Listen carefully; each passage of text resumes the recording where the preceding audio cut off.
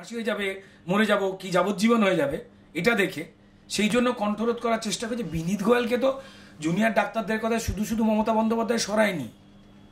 অভিজিৎ মণ্ডল টালা থানার ওসি যে ভুল এফআইআর, দেরিতে এফআইআর এবং অবশেষে বাবা মায়ের চিৎকার শুনে 11:15টার সময় প্রায় 12 ঘন্টার পরে গিয়ে এফআইআর করে তথ্য প্রমাণ লোপাট, দুর্নীতি ইত্যাদি কারণে জেল খাটছে। ভাবুন কি রাজ্য, পুলিশ জেলে, মন্ত্রী জেলে, বিভিন্ন ডাক্তাররাও জেলে আছে। অদ্ভুত সব করুণা মমতা বন্দ্যোপাধ্যায়, কাটসি কৃতজ্ঞতা স্বাস্থ্যমন্ত্রী মমতা বন্দ্যোপাধ্যায়, যিনি দুর্নীতি চেয়েছেন অত্যন্ত যত্ন করে, যে কারণে সন্দীপ ঘোষের বিরুদ্ধে যারা দুর্নীতি বহু আগে থেকে অভিযোগ করে এসেছিলেন তাদেরই ট্রান্সফার করে দিয়েছেন মমতা বন্দ্যোপাধ্যায়ের স্বাস্থ্য ডিপার্টমেন্টের মন্ত্রী হয় নিজে। কিন্তু সন্দীপ ঘোষকে বাঁচিয়ে রেখেছেন কি জন্য, কিসের ইন্টারেস্টে? বেআইনিভাবে ভর্তি হয়েছেন, ওকে টানতে টানতে ঢুকিয়ে দেওয়া উচিত।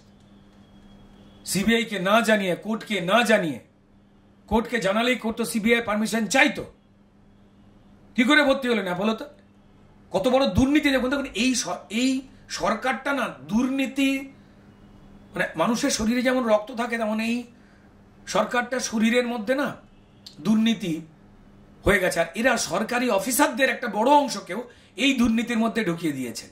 সরকারি বড় বড় অফিসার, বেশ কিছু আইএস আইপিএস, তাদেরকেও জড়িয়ে দেওয়া হয়েছে দুর্নীতির মধ্যে এবং প্রমাণ রেখে দিয়েছে যে আমার বিরুদ্ধে মুখ খুলে তুমি এখান থেকে এত টাকা খেয়েছো, আমি তোমাকে ভাগ করে দিয়েছি, পাপের ভাগ দেখিয়ে দেবো। এই খেলাটাই চলছে। শেষ বেলায় 26শে বিদায় আসন্ন, মায়েরা বোনেরা রাত এমনি জাগেনি, রাস্তায় এমনি বেরোয়নি, বিক্ষোভ এমনি হয়নি। এই আন্দোলনটা শুধুমাত্র জুনিয়র ডাক্তারদের আন্দোলন নয়, আমাদের সমাজের প্রচুর মানুষকে, নারী পুরুষকে মেরে এরা খুন করে দিয়েছে। ভারতীয় জনতা পার্টির 250-এর উপরে কর্মীকে এরা মেরেছে। রাজ্যি করেন আমাদের এই ডাক্তার বোনটার মতো সবার উদ্দেশ্যে পুলিশ ওই একই কেস দেওয়ার চেষ্টা করেছিল, আত্মহত্যা বা অস্বাভাবিক মৃত্যু। হাজার হাজার রাজ্যি করের ঘটনার পর ক্রাইম কমেছে না? 20-22টা মহিলার সর্বনাশ ঘটে গেছে। স্বামীর সঙ্গে যাচ্ছে, টেনে নিয়ে চলে গেল, ঘটেনি? লক্ষ্মী পুজোর দিনে দেখেছি কৃষ্ণনগরে দগ্ধ পুড়ে যাওয়া একটা কিশোরী মেয়ের দেহ, দেখিনি আমরা। তো যাই হোক না কেন, খারাপ লাগে নিজের রাজ্যে এই ঘটনার কথা বলতে। দেখুন বিভিন্ন সরকার আসে, কেউ 100% পরিচ্ছন্ন, ক্লিন, কোনো খুঁত নেই, কোনো ভুল নেই,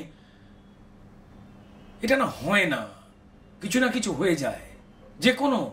কিন্তু মুশকিলটা হচ্ছে তারা শুধরে নেয়, কিন্তু এরা পরিকল্পিতভাবে ক্রাইম করে, পুলিশ দিয়ে ক্রিমিনাল এবং ক্রাইমকে লোপাট করা বা রক্ষা করার কাজ করে, এবং ক্রাইম করার পর ধরা পড়ে যাওয়ার পর কলার তুলে বড় বড় কথা বলে